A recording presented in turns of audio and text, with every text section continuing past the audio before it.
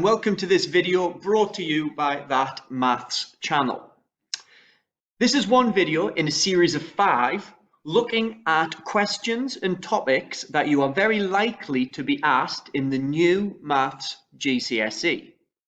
This is a collection of questions that you will probably be asked in your exams.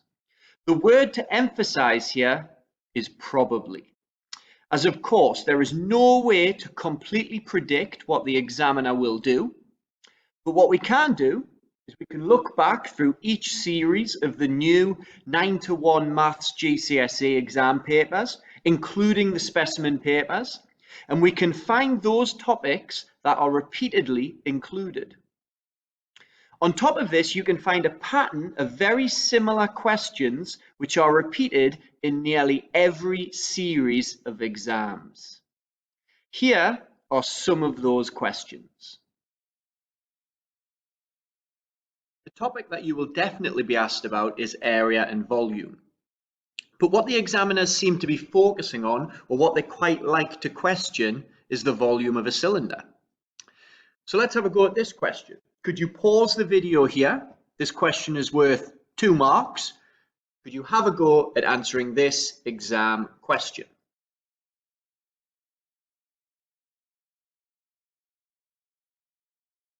Okay, welcome back. So important things to notice from the question. You need to give your answer correct to 3 SF, 3 significant figures. So there's going to be a mark allocated for rounding your answer correctly. We also have some important bits of information given. This 14 centimeters is a diameter. That's going to become important when we look at my worked solution.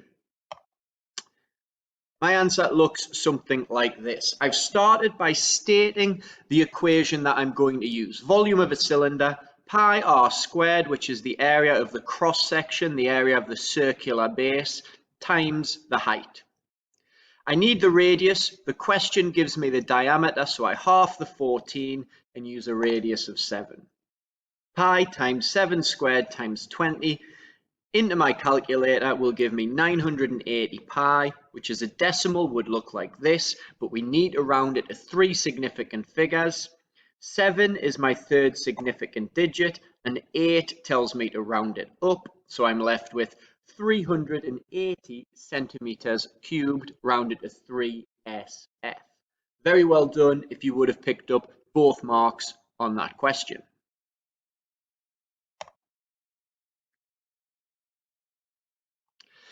Another topic that comes up in nearly every single paper, every single series of exams, is reverse percentages. Could you have a careful read of this question? This question has been allocated 3 marks. And then could you have a go at answering this reverse percentage question? Could you pause the video now, please?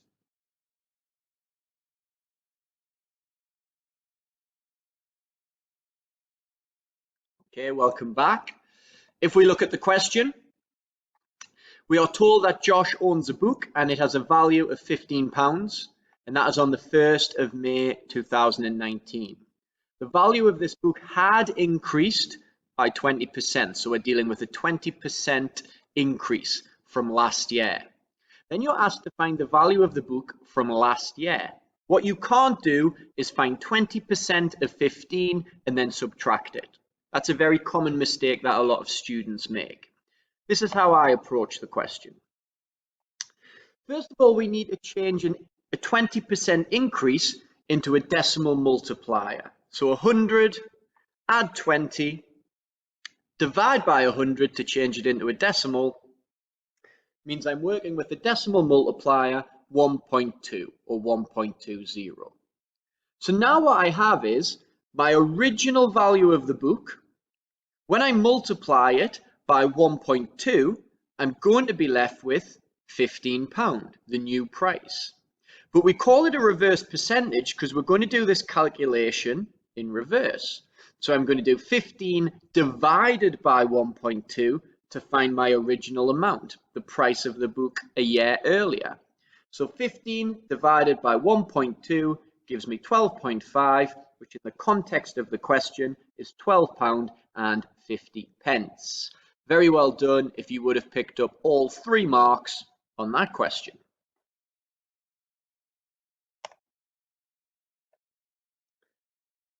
Another question to have a look at is this question that involves problem solving with trigonometry. 100% you are going to be asked to use trigonometry. You're going to be asked to apply SOHCAHTOA. Usually the examiner is questioning this in terms of a problem solving question. So not a straightforward trigonometry question where you label the diagram and you find the missing length or the missing angle. The examiner is favouring questions where you have to use a little problem solving in order to find the solution to the problem. This question has been allocated 4 marks. Again, you're asked to answer correct to 3 SF, 3 significant figures. Could you pause the video and have a go at solving this question now, please?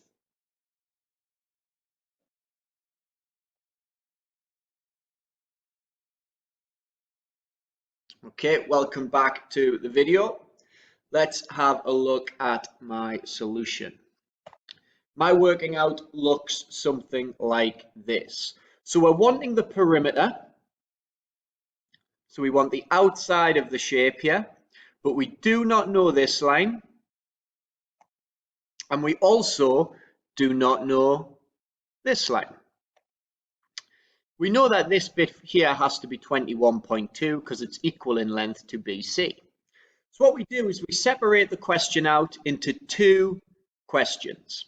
We're going to work out the hypotenuse of this right angle triangle. So we're going to find h by using sine of theta equals O over h, substituting in our values and finding that the length of h, which is the length of CD, is 24.486 and so on. Notice that I haven't rounded my answer at this point. I'm only going to round at the very end. Separately, I'm also going to work out this length here, this little bit of length here, which if we look at it as a right angle triangle, is this length here. When we label O, A, and H, this time we're going to use the tan equation. So we've got tan of theta equals O over A. Substitute in the relevant values to find that this length is 17.908 and so on and so on. Again, I haven't rounded. So now that I know this length, and now that I know this length, and I already knew this was 21.2, 16.7, 21.2, I can take all 4 of those values, add them together to get 101.495 and so on. So I still haven't rounded, but now I'm going to round my final answer to 3SF, 3 significant figures. 1 is my 3rd significant digit. The 4 tells me not to round it up, so I'm left with 101 centimeters for the perimeter of this shape. Very well done if you would have achieved all 4 marks on that quite difficult problem solving question. Very well done.